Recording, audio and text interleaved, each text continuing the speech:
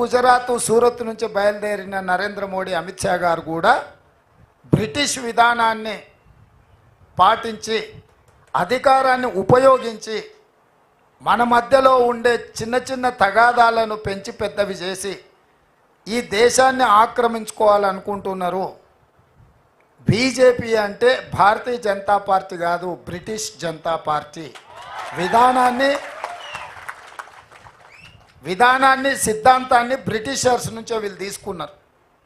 అందుకే ఈరోజు వాళ్ళు ఈ రిజర్వేషన్, బ్రిటిషర్స్ ఉన్నప్పుడు కూడా రిజర్వేషన్ లేదు, వాళ్ళ ఆధిపత్యం ఉండేది. వాళ్ళ ఆధిపత్యం కింద వాళ్ళకు అనుకూలంగా పనిచేసిన వాళ్ళకు నజరానాలు ఇచ్చేటోళ్ళు, వాళ్ళను వ్యతిరేకించిన, వాళ్ళని ప్రశ్నించిన, వాళ్ళని శిక్షించేవాళ్ళు. ఇంతకుముందు అందుకే శ్రీరామ్ గారు అడిగినారు, 1920లో ఒకవేళ మీరు పుట్టినుంటే దేశ స్వతంత్రం కోసం కొట్లాడేటోళ్ళ, గాంధీజీతో కలిసి, సుభాష్ చంద్రబోస్తో కలిసి, వల్లభాయ్ పటేల్, జవహర్లాల్ నెహ్రూతో కలిసి దేశ స్వతంత్రం కోసం కొట్లాడేటోళ్ళ అని మీరందరూ ధైర్యంగా ఎస్ కొట్లాడే వాళ్ళము అన్నారు.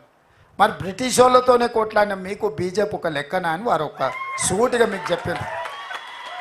ఇవాళ నేను కూడా మీకు ఇచ్చే సూచన ఒకటే మిత్రులారా, ఇవాళ మన రాష్ట్రం మీద దాడి జరుగుతుంది, మీరు కష్టపడి తెచ్చిన ప్రభుత్వాన్ని కూల్చాలని కుట్రలు జరుగుతున్నాయి.